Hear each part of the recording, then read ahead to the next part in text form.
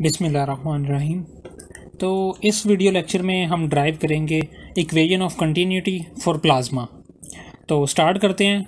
Let us consider a volume we. हमने एक volume we मान लिया, बाउंडेड बाय सरफेस एस, और उसकी जो सरफेस है उसको हमने एस बोल दिया। We consider a small element of area D A such that, हमने उसका एक छोटा सा पैच ले लिया, छोटा सा एरिया ले लिया उसकी सरफेस का डी ए, जिसकी डायरेक्शन हम मान रहे हैं एन हैट, और उसका एरिया हम मैग्नीट्यूड मान रहे हैं डी ए। और suppose mass of plasma fluid flowing outward, और हमने कंसिडर किया कि जो हमने वॉल्यूम लिया हुआ उससे प्लाज्मा जो है आउटवर्ड मूव कर रहा है और फ्लो कर रहा है outward in 1 second in direction of V. V velocity की डायरेक्शन में, जो ये वी मान रहे हैं इसकी डायरेक्शन में 1 सेकेंड में इज़ रो टाइम्स वी, कि कितना 1 सेकंड में वी की डायरेक्शन में कितना प्लाज्मा का जो मैस है वो फ्लो कर रहा है, रो टाइम वी। और इसका अगर आप इसकी डायमेंशन निकालें तो वो change of rate of mass बनता है। तो इसके बाद आगे change of rate of mass per unit area, ये इसकी जो डायमेंशन बनती है रो इंटू वी की, क्योंकि वी हमारे पास हो गया डिस्टेंस ओवर टाइम और रो हमारे पास हो गया मैस ओवर वॉल्यूम।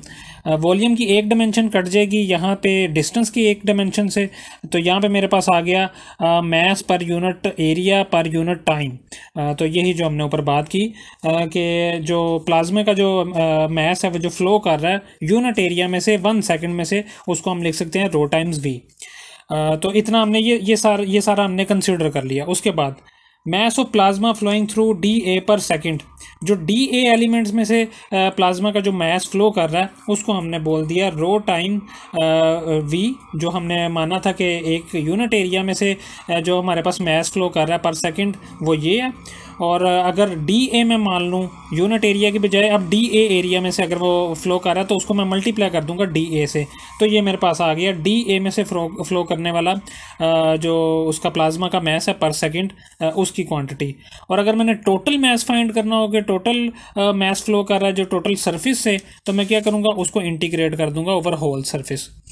उसके बाद हमारे पास जो इधर स्टेटमेंट लंबी चौड़ी लिखी हुई थी total mass flowing through S surface per second, तो उसकी जगह पे मैंने लिख दिया एम। ये सिंपल मैस नहीं है, ये टोटल मैस पर यूनिट जो एरिया पर सेकंड है, पर यूनिट एरिया टोटल सरफेस का एरिया जो वो है, ये सिंपल मैस नहीं है। उसके बाद इस साइड पे हम उसके बाद अब आगे डाइवर्जेंस थ्योरम हम यूज़ करेंगे। और डाइवर्जेंस थ्योरम क्या करता है, जो इसको सरफेस इंटीग्रल को कन्वर्ट कर देता है वॉल्यूम इंटीग्रल में। तो जो भी यहाँ पे हमारे पास डी ए के साथ जो भी डॉट प्रोडक्ट में होता है उसको हम डाइवर्जेंस में ले जाते हैं और इंटीग्रल लगा देते हैं वॉल्यूम के ऊपर डी वी। यहाँ पे ये जो वी है ये वेलोसिटी वाला वी है, यहाँ पे वी जो है ये वॉल्यूम वाला वी है। तो ये बेसिक मैस क्या था हमारे पास, ये मैस था change of rate of mass per unit area पर सेकंड, तो ये वो मैस था।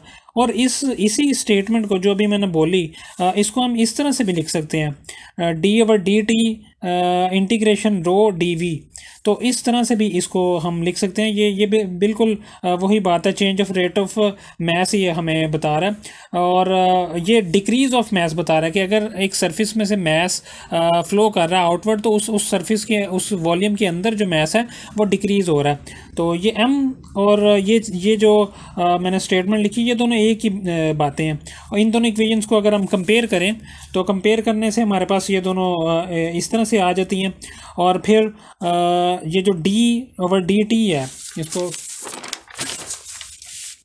और डी ओवर डी टी को अगर मैं इंटीग्रल में ले जाऊं तो वो पार्शियल की फॉर्म में आ जाएगा। वो पहले एब्सोल्यूट था और यहाँ पे पार्शियल की फॉर्म में आ गया। इस माइनस वाली टर्म को दूसरी तरफ ले जाएंगे तो ये प्लस की फॉर्म में आ जाएगी।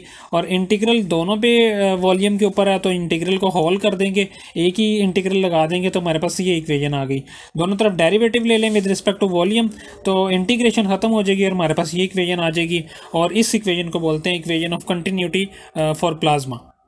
तो इसके बाद नेक्स्ट वीडियो में हम बात करेंगे ओहम्स लॉ की, ओहम्स लॉ इन प्लाज्मा। और इसके बाद पिंच इफेक्ट है हमारे पास, और फिर इसके पास 2 टॉपिक और हमारे पास प्लाज्मा में है, जिसमें एक जो टॉपिक है हमारे पास वो है एल्वन इक्वेशन और एक है हमारे पास ऑसिलेशन ऑफ प्लाज्मा। तो फिर इंशाल्लाह हमारा प्लाज्मा का कोर्स कंप्लीट हो जाएगा।